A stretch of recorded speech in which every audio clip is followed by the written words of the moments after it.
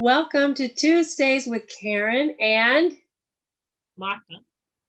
and we are here tonight to talk about book lists from our book, The Homeschooling in Times of COVID-19. And we are going to give you tips on how to select the right book list for your child. Right. So, what are some main things that you think are the most important, Martha, for getting the right books for your child?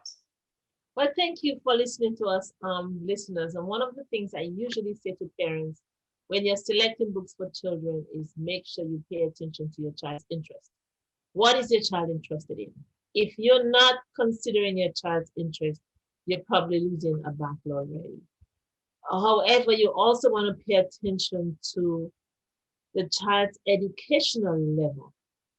While it is true that your district or people might tell you pay attention to text complexity, I would leave text complexity for the text on the level. So, for example, your language arts reading on that level, I would leave that for that text complexity. But for book list, as far as independent reading is concerned, I would pay attention to the child's interest and the child's educational level. There are times when a book might be below a child's educational level, and that takes us to things like Lexile level. So the Lexile level is the level on which, and it's usually represented by a number with an L next to it, that tells us, and by the way, you have a revised Lexile level list that came out a couple of years ago, but it can be misleading because a book might say, for example, the books that I wrote, Adventures of Yanni, one is on Lexile level 830, and the other one is 870. Now, what makes the difference? Because I had images in there, then it lowers the Lexile. If I were to remove the images, the Lexile is increased. For example, if I have the word iguana and I have a picture iguana on the page, they're saying that I have assisted the child in figuring out the word, so therefore the Lexile level drops. But even if that same book was written with no images, then it automatically raises the Lexile because the child would have to use a dictionary to find the definition of words. There are no pictures in there to make any association with. So Lexile kind of, it can throw you off sometimes. And if you think about what, this is so interesting to me because what are you talking about is the concept, the scaffolding that the child has and the background that the child has to understand the text. So if you get a book that is really in your child's interest area, for example, if I got a book about pictures of flowers, or not necessarily even pictures of flowers, but that talked about plants, my daughter would be engrossed in it because she's studying horticulture right now. Right. But if I got her a book about war, even with tons of pictures, she would not be interested in it. Right. So you want to make sure that you pay attention to your child's interest. And while it is true you want to pay attention to Lexile level, which is what grade level was that book written on, it's not always the most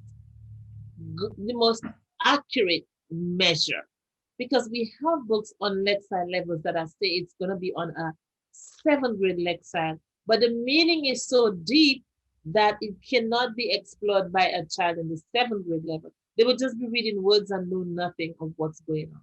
It would have to be. My daughter had a little friend, and she went to our Quaker meeting, and she was a brilliant reader, and she was skipped a grade into 1st grade, and she read all of the Harry Potter books when she was 6. And I had a problem with that because I thought to myself, how is this child going to process all this information? Because her maturity level, she was still a 6-year-old kid. And I don't know if she had the ability to really grasp the information. So emotional preparedness. However, the Harry Potter books are all written on the 5th grade level. the left side here is right around where when I wrote Adventures of Yanni, I wrote it reads up about 830 for my left side, and the Harry Potter books are 890, which is right there on the fifth grade.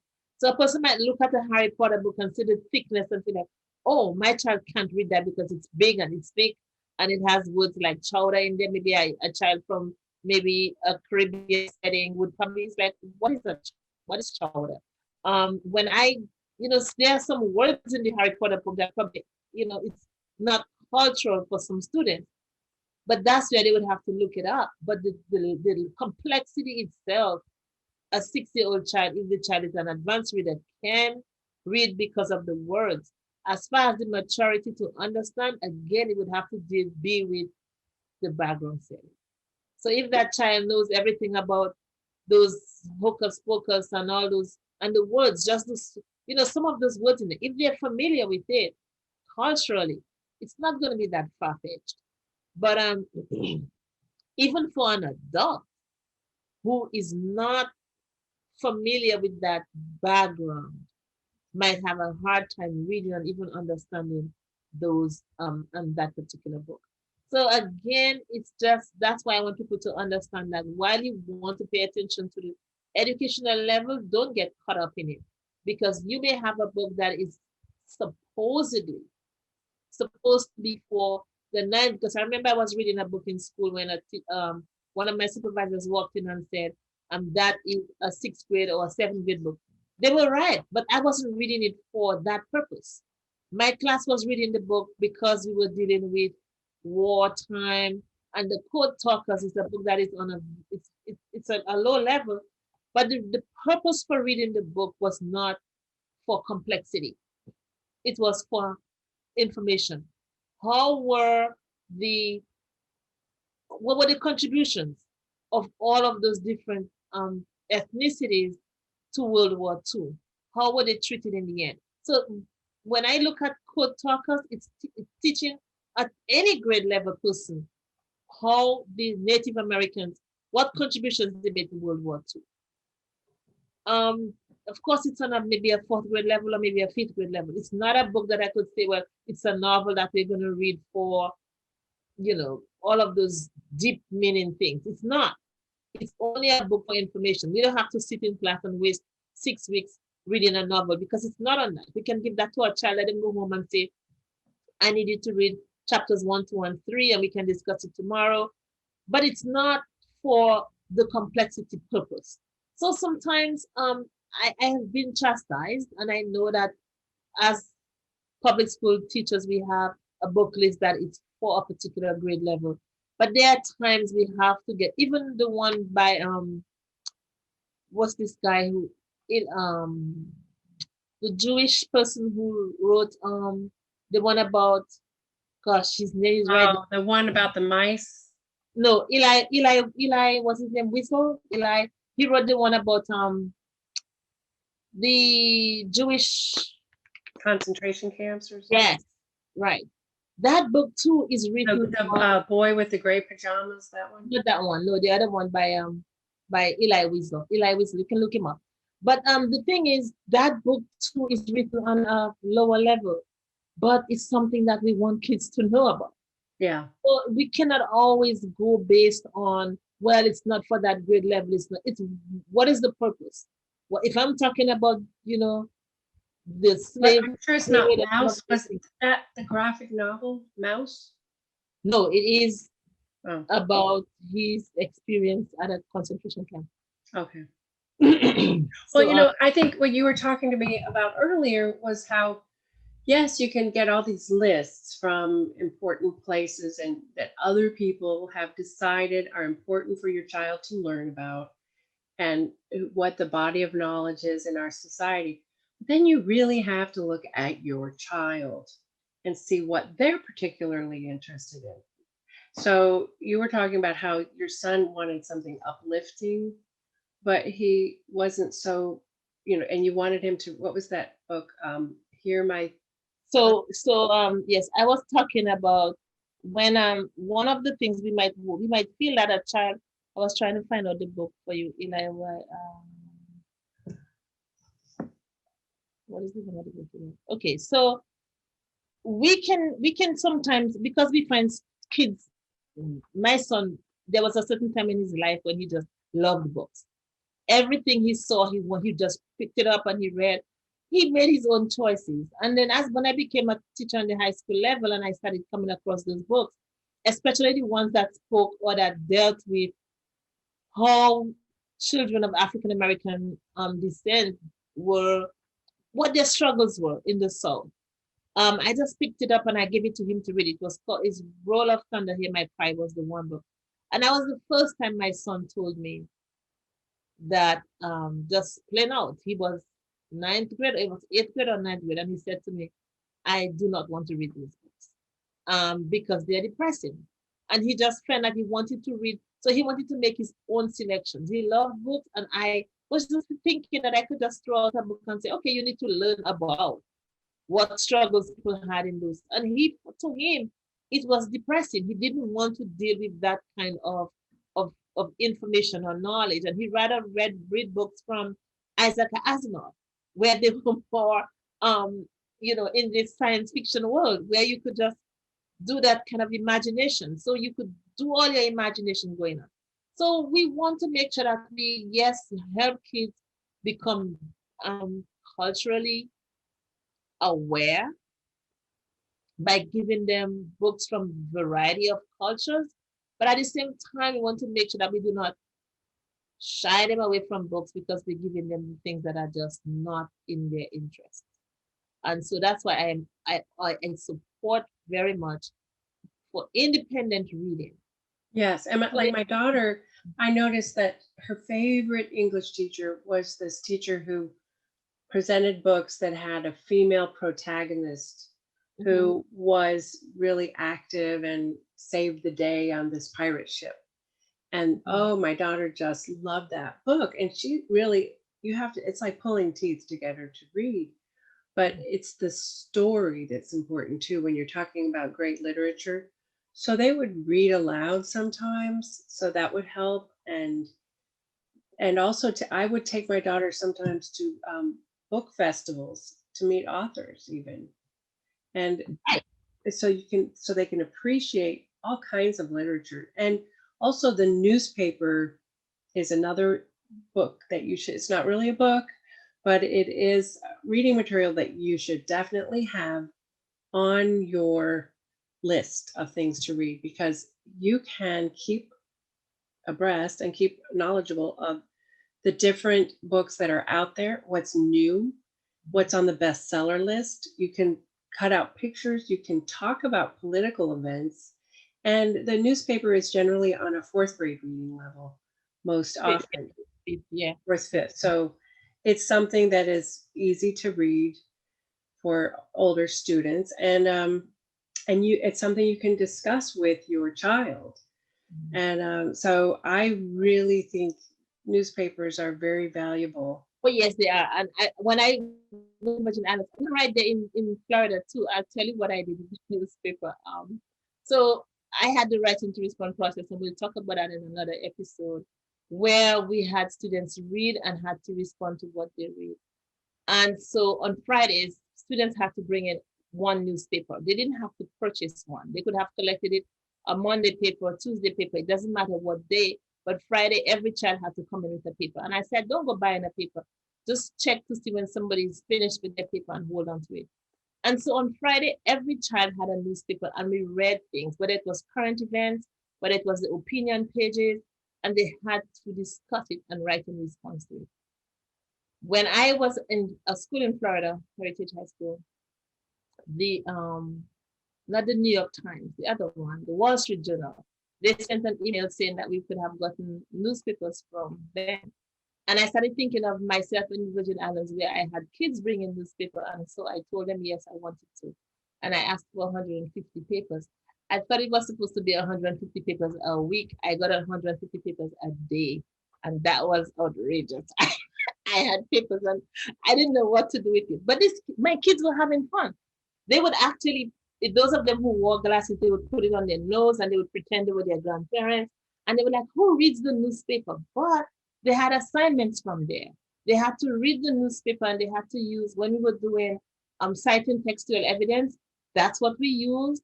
When we were reading something in our books, we would find something in the newspaper. For example, there was we were dealing with the burning of the flag in Texas, that case, Texas versus Johnson. And at the same time, you had the Colin Kaepernick case, where you had the kneeling of for the anthem and so. So we were able to pull that out of the newspaper and make that connection. You know, when you had this immigrants and the wall issue, and then we had something on the newspaper dealing with you know, another Israel and Pakistan and all of those, you know, not Pakistan, but Palestine. So we were able to make those connections almost every week. There was something in the paper we could have made connections with our daily reading. So the newspaper is so valuable. And kids were asking, they were saying that it's only their grandparents read the newspaper. And I had them reading the newspaper, and they had to because there were assignments.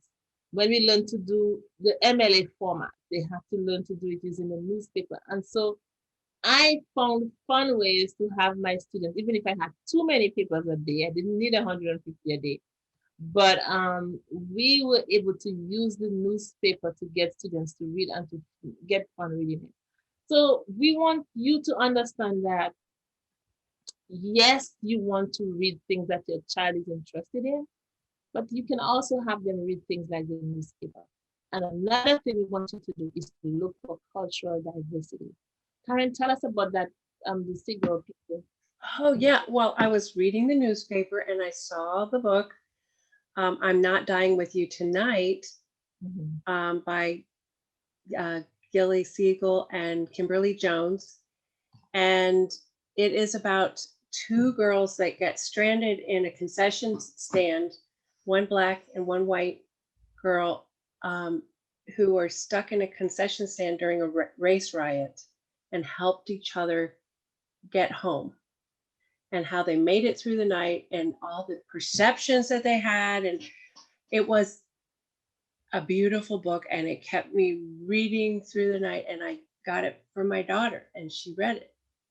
And she was, you know, she went to football games. She played in the band. So she understood what it was like to be in a concession stand at a football game, and, you know, how that something like that could explode in. And I think that book is written for high school students, and it's not on any book list that was written 4 years ago or 40 years ago. A lot of the books right now that they're reading at some of the most prestigious schools are books that have been tried and true, and maybe have messages that fit with the old paradigm of, you know, Exactly. power structures in our society, that most of them do not have even women as powerful protagonists. Exactly. Exactly. So here we are, two girls braving it through the night, and it was really powerful. So I think I love that book. Nice. And so here is where we want to tell people, yes, in our schools we have, you know, book lists, and some of them are as old as the book I was talking about a while ago is Night. So the point is, we want to be able to expose our kids to books that are not on their school book list, or if they're at home, not on the book list that the state recommends. For in the case of what you're saying that you were reading the newspaper and you came across, you say, hey, that's a good book. Let me read it and let me recommend it to my daughter.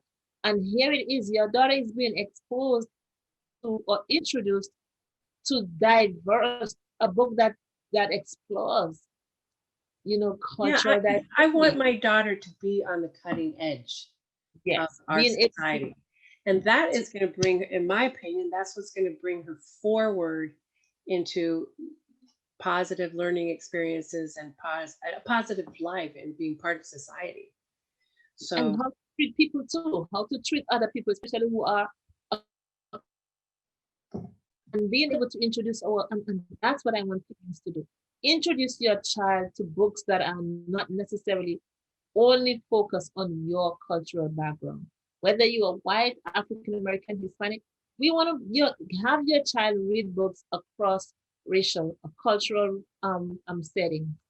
have your child read books that are written across um, regional setting. You know, a child shouldn't have to just watch, for example, Moana to know about life in Hawaii. You should be able to have your child read about a book that is set in Hawaii or set in Africa or set in the Caribbean, not just set in your state where you live. I mean, I am not against reading books that are set in your state or written by your state authors, but you want your children to be to have that diversity, to be able to keep a conversation, you know, about something from another culture. If we have to look at, just imagine, and I remember you brought that example about your grandma, a book that she wasn't able to Oh, read. yes. Yeah. It's so interesting that my grandmother told me a story about how she loved books.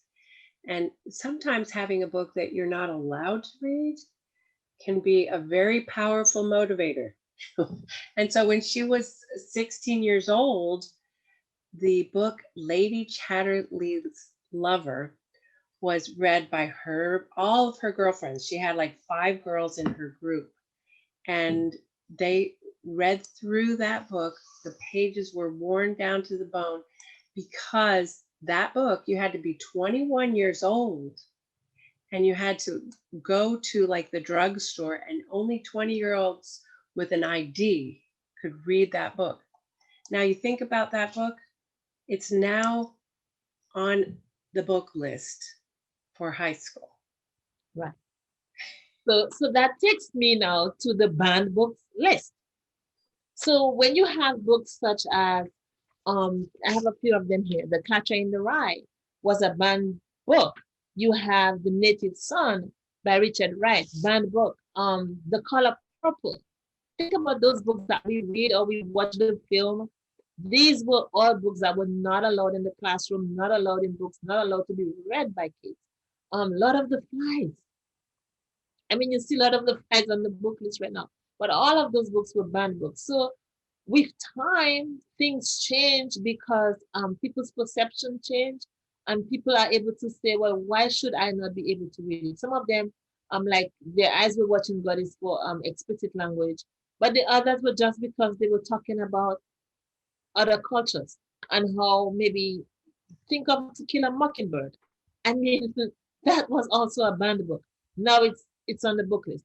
So we want you to encourage your child to read books that are from different cultures. You know While what? I want to pipe in here one second. I was just thinking as you said that about banned books. We don't really have banned books anymore, but we do have forgotten books. So I think what happens is some of the best books are getting snubbed right now. And that means they're just nobody's paying attention to them because there's a counterculture. There's things going on in our society where people, they're trying to stop these things from happening or from people being aware.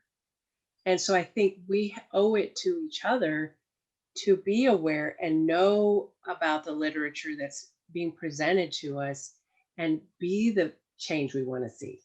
right. And so one of the things that I know the Kindle has done, Amazon, they have made the classics available for free. So things like 1984 and even Animal Farm. I mean, Animal Farm, who could think Animal Farm was banned right here in Florida? Was one of the I didn't know Animal Farm was banned. Yes, Animal Farm was one of the books. You could look it up right here in Florida. It was banned. So the point is, most of those, just an important thing that you just said is they can be forgotten. But what the Kindle has done, Amazon Kindle, they have made the classics available for free. So if you have a Kindle, you are able to read the classics without paying for it. So at least that's one way of making sure that they're not truly forgotten. So probably things like The Animal Farm, To Kill a Mockingbird, 1984 by George Orwell. Those books, you are able to find them, read them on the Kindle without paying for them. So again, how do we get our kids to read them? We would have to pass it on. Sometimes you have to wait until you get to the high school where a teacher tries to shove it down your throat, but it shouldn't be that way. It shouldn't be. We should be able to encourage our kids to read books that are classics, but at the same time, if a child is going to feel that this book is going to be depressing and I do not want to read it, they shouldn't be forced to read it either. Um, it's just the way I feel. I personally, as an adult, I have books that I have started that I have not completed and probably I will never complete. And for now, I do Audible. I'm not even reading paper books anymore. I'm listening to books. And if it's not something that I can press through, I stop. So I feel one of the things we encourage kids when they come to the media center, we say to them, you can pick two books. And if you don't like it, it's okay. Bring it back and change it. What do We you give kids that option. What do you think about the Play More abridged classics? The which one? They're abridged classics. There's like a whole series of them. Oh, like there's one I saw. The Hunchback of Notre Dame, Little Women. They have the on Perry, the House on Perry, whatever. You mean those? Yeah, you can buy them in Books A Million. They have like a Mhm. whole set of like 30 of them that you can buy. They're in hardback. Well, yeah, some people still look for collections. Again, it's up to how you. Sadly, I mean, a lot of those things we can't unless you cannot, if your child is in a school setting, you cannot wait for just the school setting to get your child to read. You have to find a way to infuse it in your child. And if you have your child as a homeschooling, as we just suggested, like homeschooling in time of COVID-19, if you're homeschooling your child, you want to make sure that you can introduce your child to books. And how do you do that? Go ahead, look at the newspaper, look for the best-selling book list, go to your state Department of Education and look for book lists. Um, Go ahead and just find out. One child came to the media center a year ago and say, "Do you have the Hate U Give?" We didn't have it in the media center. The librarian had to quickly order it, but the child had um heard of the books either on the radio or the TV or somewhere else, but it wasn't in our library yet. So, but that child was exposed to books at home. I don't know if you know of the story that Hate U Give. There's a movie to it right now, but it has to do with this whole shooting of black, you know, the experience. Somebody was in the car when a relative was shot by the police. So it's kind of what's happening right now. We want to just encourage you parents. Remember, we are talking about homeschooling in time of COVID-19. COVID-19 fall is about to come on us, and from what we're hearing, it's going to be probably infection rates are higher. So your kids are probably going to be home even more than they are right now. It's not that we wish for it, but it's one of the realities that we might experience. So what we want to encourage you to do is while you're getting your book list for your child or encouraging your child to read, don't just focus on what schools might encourage them to read. Make it a point of duty to expose your child to books from other cultures. Make sure you're looking for books with values in it. Yes, you want to make sure that you pay attention to the values that you uphold as a family, whether it's fairness, whether it's kindness, but make sure that you're finding those kind of books. You want to get books that are written from different cultures because you want your child to be able to keep a conversation. As I said earlier, for example, we had a situation where a student came in and said, "Do you have the book, The Hate U Give, in the media center?" Our media center didn't have it yet. The librarian quickly looked it up and ordered it. That is a book that talks about the racial tension that's going on right now in the United States. And it became a movie eventually. Very recent, talking about, one person's experience from being in a car where somebody else was shot by the police. These are realities that African American kids face. And if they can read about those, Karen spoke a while ago about books where we can have characters that empower. So, what kind of books are your girls reading? Are they reading books that where they're always oppressed, where something bad is happening to them, or you're letting your girls read books that give them that, show them that they can be in charge, that they can do whatever they want to do? We want to be able to make sure that we select the books that can empower our children. Yes, we want them to read books about what experiences people had in the Great Depression, but we want to make sure also that we cannot just stick only to those books, especially for African American kids. We don't want those kids to believe that it's only that's what exists about them. There are better things too. There are good stories. There are stories where of powerful Black women or Black men or Black families. So we want to make sure that we find those. And the other book that you suggested, I'm Not Dying With You Tonight, that is also a book that talks about how we can get along, how we can have each other's backs, no matter what the color of our skins are. So as you make your selection for books, I want you to consider all of those things. Consider the values, consider the grade level or the Lexile level, but that's not the most important thing to look for. Consider the cultural diversity and all of those different things that you want, because you want your child to be able to keep a conversation. And one last thing, there is what we call the knowledge gap. The knowledge gap we are finding is basically there's that gap between kids who know and kids who do not know. So yes, a child may be in school and they're doing the same curriculum, but the child who's going to do the best on the test is the child who is reading more than what the classroom teacher gave them to read. And if you So have for a non-reader too, take them to book festivals, take them to take them to book museums festivals, yes. so they get the knowledge. Give them that opportunity to be exposed to books and let them see it's okay to have books. So I want to encourage you parents, take your child to the library. And if it's too far and you don't have a car and you don't have those and this and that, use the newspaper as well. If you have a Kindle, you have internet, the Kindle puts all the classics are free on the Kindle. You don't have to buy one of them. So get your child exposed to reading, because in the long run, they're gonna be more powerful. And get books with characters in there that empower your child. Thank you for listening, and we look forward to seeing you next time. Again, this has been Karen and Martha helping you navigate books for your child while you homeschool or even e-learn with your child during this COVID-19. Thank you for listening. Bye.